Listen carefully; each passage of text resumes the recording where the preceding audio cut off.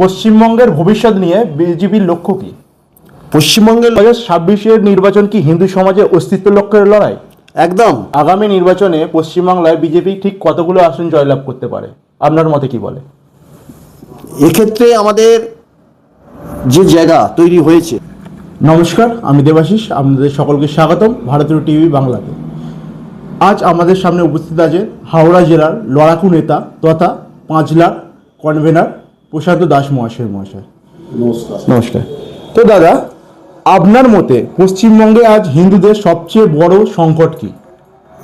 আজকে বড় সংকট বলতে হিন্দুদের বর্তমান শাসক দল একটা সম্প্রদায়কে খুশি করার জন্য, তার ওই 30% ভোট ব্যাংক ধরে রাখার জন্য হিন্দুদের ওপরে প্রশাসন লেভেল থেকে প্রেশার দিয়ে তাদের ধর্মীয় প্রতিটি ক্ষেত্রে আঘাত করা।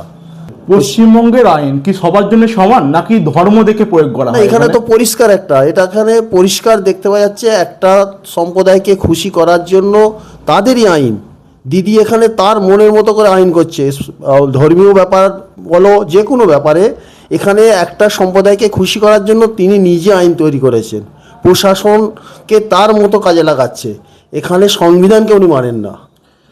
2026-এর যে নির্বাচন, সামনেই নির্বাচন, 2026-এর নির্বাচন কি হিন্দু সমাজের অস্তিত্ব লক্ষ্যের লড়াই?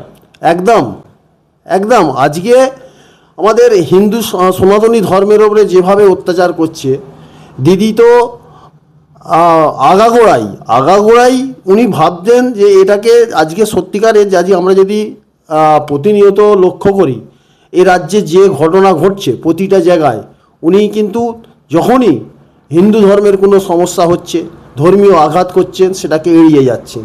অথচ আর একটা বিকল্প সম্প্রদায়ের যখন কোনো একটা ছোট্ট কিছু ঘটনা হয় সেখানে তাদের কাছে না যাচ্ছে না, উপরন্ত উস্কানিমূলক কথাবার্তা বলে তাদের খেপিয়ে দিচ্ছে।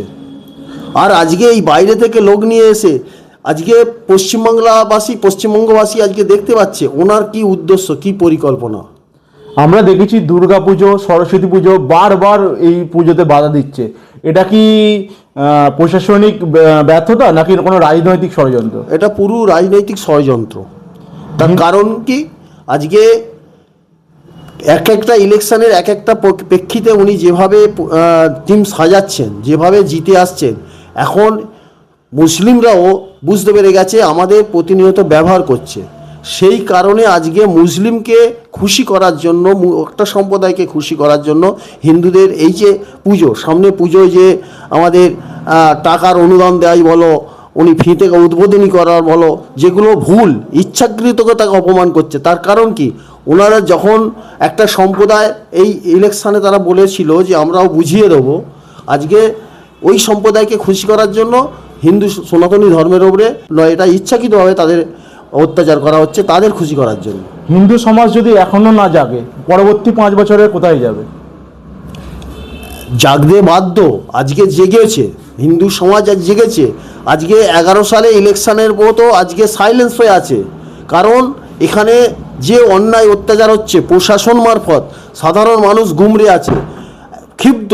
ভিতরে ভোট ব্যাংকের সামনে 26-এর নির্বাচনে সনাতনী হিন্দু সমাজ আজ বুঝিয়ে দেবে।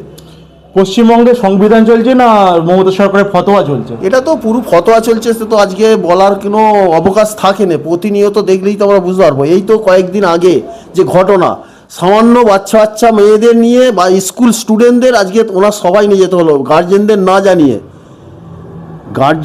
না জানিয়ে স্কুল বন্ধ করে প্রশাসন শিক্ষকদের প্রেশার ক্রিয়েট করে, শুধু ওই আজকে বাচ্চাদের বলে নয়, যারা বাড়ির গৃহবধূ তাদেরও, যারা আমাদের আশাকর্মী আছে কিংবা অঙ্গনওয়াড়ি কর্মী আছে কিংবা গ্রুপের আছে, তাদের এক বলে তাদের প্রেশার ক্রিয়েট করে ওনার সভায় নিয়ে যাওয়া হয় প্রতিটা ক্ষেত্রেই। বিজেপি বারবার বলছে পশ্চিমবঙ্গের ল অ্যান্ড অর্ডার ভেঙে পড়েছে, না এই বিষয়ে আপনি কি বলবেন? এটা তো ধ্রুব সত্য। যদি না ভেঙে পড়তো, আজকে প্রশাসন তো দিদির হয়ে কাজ করছে না।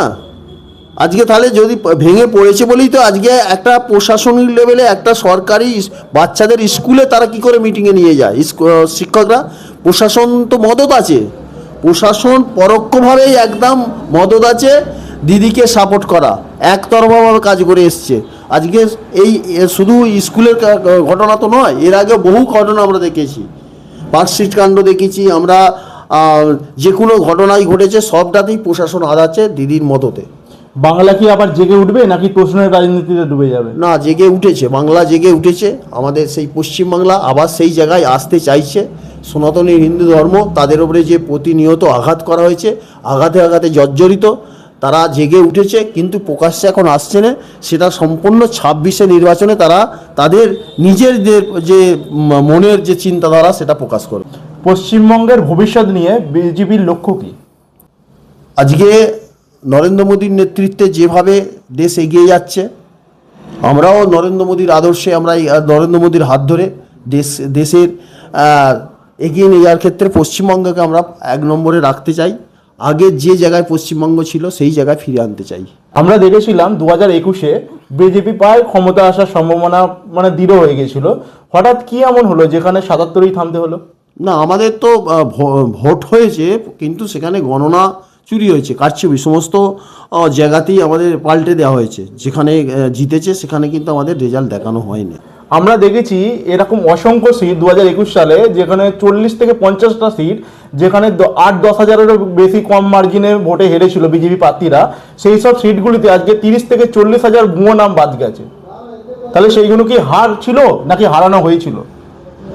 আজকে এই যে এসআইআর হচ্ছে, এসআইআরের মাধ্যমে যেটা আমাদের পরিষ্কার ফুটে উঠেছে, প্রতিটা বিধানসভায় যে সংখ্যক ভোট বাদ গেছে, যে ভোটটাকে নিয়ে তৃণমূল জিতে এসছে, আজকে সেই কারণেই তো আজকে এত গায়ের জ্বালা ধরেছে তাদের। এসআইআর করতে দেবে না, এক। দ্বিতীয়ত, চারিদিকে বিরোধীদের হেনস্থা করা হচ্ছে, মারধাঙ্গা করা হচ্ছে, কাকই গাছে বাঁধবার কথা হচ্ছে।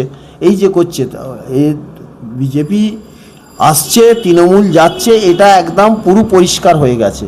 সেই কারণেই তৃণমূল আজকে উঠে পড়ে লেগেছে এসআইআরটাকে না করা। পশ্চিমবাংলায় দেখলাম নতুন দল হলো জনতা উন্নয়ন পার্টি, হুমায়ুন কবিরের নতুন দল। এই দল কি পশ্চিমবাংলায় 2026 নির্বাচনে কোনো প্রভাব ফেলবে? না, এটা বকলমে আমরা মনে করি, ভারতীয় জনতা পার্টি মনে করে এটা দিদিরই একটা অঙ্গ। মাঝখানে একটা ঝামেলা ঝঞ্ঝট হয়েছে, ওখানে মুর্শিদাবাদের যে বিক্ষিপ্ত ঘটনা সব ঘটেছে, সেখানে নিজে হুমায়ুনের কবির ওপরে দোষ দিয়ে তাকে সাইড করে দিয়েছে। আবার ইলেকশনের সময় এক হয়ে যাবে। আগামী নির্বাচনে পশ্চিমবাংলায় বিজেপি ঠিক কতগুলো আসন জয়লাভ করতে পারে, আপনার মতে কি বলে? এক্ষেত্রে আমাদের যে জায়গা তৈরি হয়েছে, আমাদের 180 থেকে 85টার আমাদের আসন আমরা বাঁধা।